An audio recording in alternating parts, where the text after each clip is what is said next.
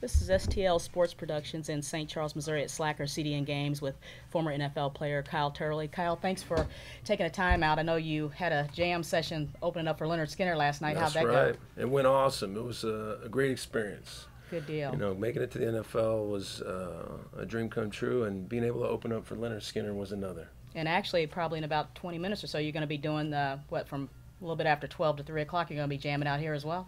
Yeah, we're going to be playing some acoustic songs and shaking some hands, kissing some babies, all that, you know.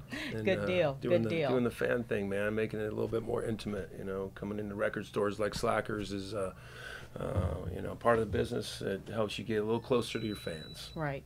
And I'm really not going to try to talk too much about the NFL. I want to really talk about, Right. you know, Turley and Gridiron Management, Gridiron Records, what you're doing. But we will talk about what's going on. But we had an interview about, 3 or 4 months ago. I talked to you about some stuff and learned a lot of stuff about you that I didn't know, but probably a lot of stuff your fans don't know.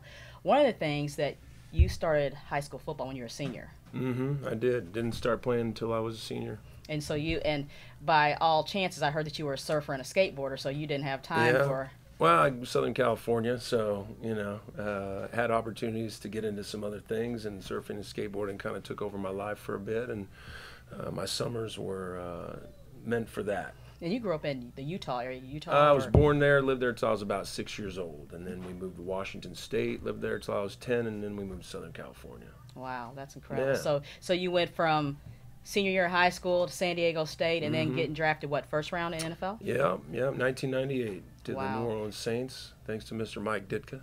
And what position did you play when you were in San Diego State? Was it I was an offensive lineman. just offensive lineman through and through, and even in high school? No, I was a defensive end actually, and that's what I went to college to play. But when I got there, I redshirted and played on the scout team. So you played offensive line and defensive line on the scout team.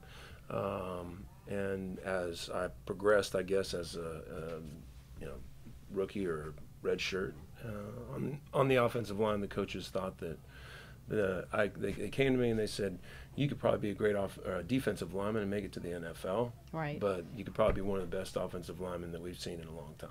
Wow. So, And how was the transition? I only played 1 year of high school football, so I say, well, Right, you guys right. know I don't. Right, exactly. And how was the transition from San Diego State going into the NFL, and was it just overwhelming for you? No, not at all. You know, it was, you know, I was just playing football. But you So it was surfer guys are another thing. laid back anyway, so I'm Yeah, sure I you guess, just kind I of guess. went on in, rode the wave out, and got it. Yeah, you know, it's nerve-wracking. Right. You know, your first few games, just like going from high school to college, but you get used to it. You know, Right. just like playing shows in front of Leonard Skinner. I wouldn't be able to have done that if I hadn't have played, about 127 or something more shows already that I have underneath me Wow. across the country. So, you know, stepping onto a big stage was, you know, just something that kind of naturally I think I was ready for. Right, and that is a big deal. I hear about a lot of performers that actually get up on the stage and they freeze, no matter who, you know, if you're a top bill or not. I mean, some people actually get out there and they're just like in shock. So I mean, it's good that you have things like that to help guide you to be able to get to this point in your life. But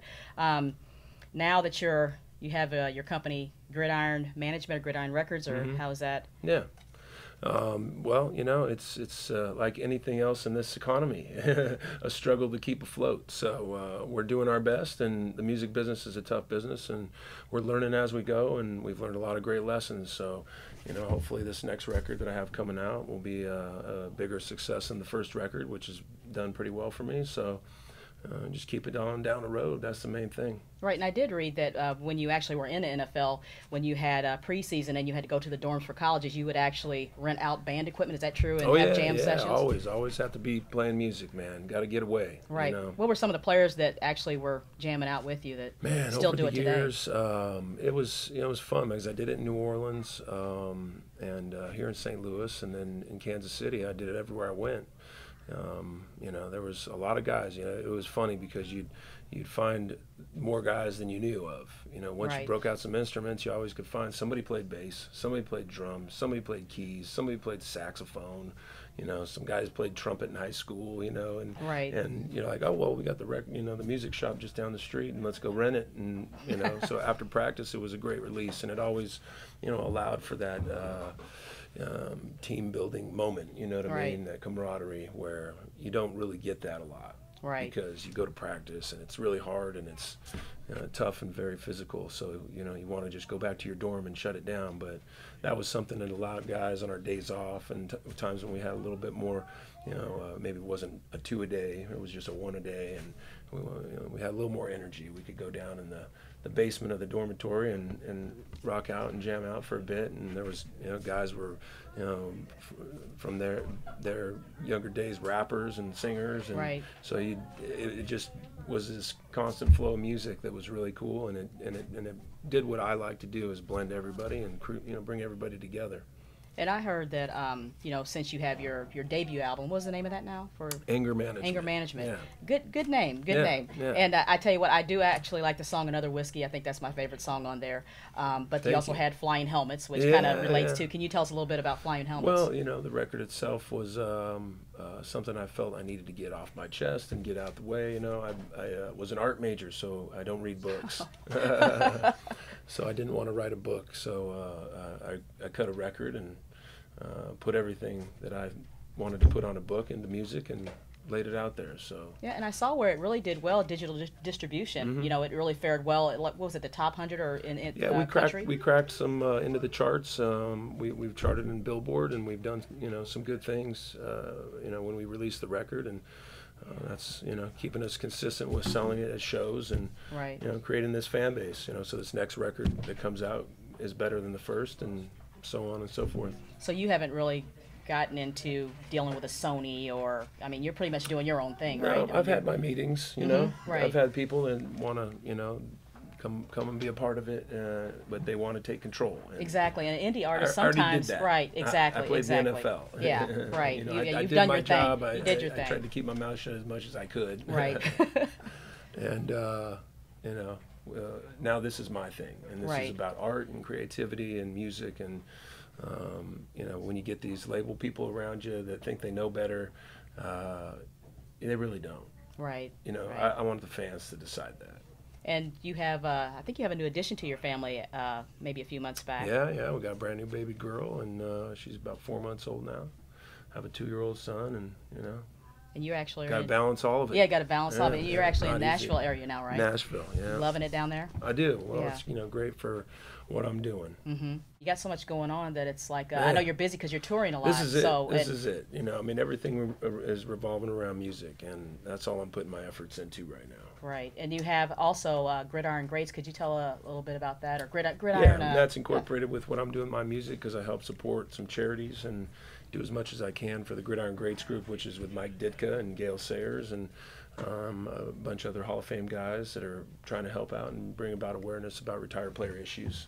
And we're working on a new tour that we're going to be out this football season around the NFL. Across the country, bringing the Gridiron Tailgate Tour, is what we're calling it. And we've got another country artist out of Nashville by the name of Stephen Cochran. And Stephen Cochran is an ex-Marine wounded in battle over in Afghanistan. And we're bringing him on board. And involving the military aspect of it, because I support another group called Homes for Our Troops, which builds homes for wounded veterans that are handicap accessible type of homes to their needs. So we'll be looking out for Stephen Cochran, and that'll be on your website. Cochran and that's on and your myself website, right? Yeah, that'll be coming up. Okay. Yeah, we're about to announce it here, and we'll you'll say you heard it here first. That's right. We heard it here first. And right. one more thing I wanted to touch on was concussions. Here in the state of Missouri, of course, they're really trying to hammer down on concussions. It seems like in high school football, it's pretty consistent now.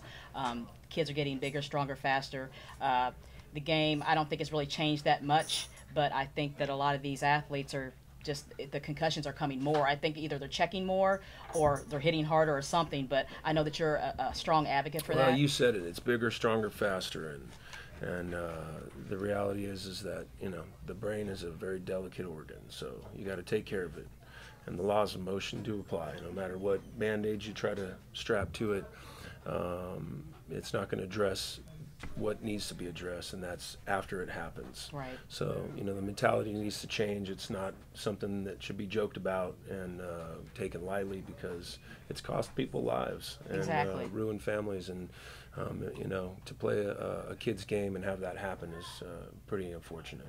Right, and that's why I wanted to close out the interview talking about that, because I think it is a very serious matter. We had like about 2 or 3 kids last year on our high school football team that experienced concussions, and it is serious, and it's something that people really need to take a bigger look at, and not just, even if they're a star player or not. Most I mean, definitely. I think they really need to look at Well, it. it's something that stays with you. It doesn't go away. And it can lead to a lot of real unfortunate side effects down Right. the road. Right. Yeah. Well, I'm going to sit here back a Right few on. minutes and All right. listen to you jam out. But Yeah, for we're gonna do a little STL acoustic Sports thing. Productions and Appreciate Real y'all. Talk with Kship, All Kyle right. Turley, thank you very much. Thank you very much. Appreciate y'all having me. Thanks.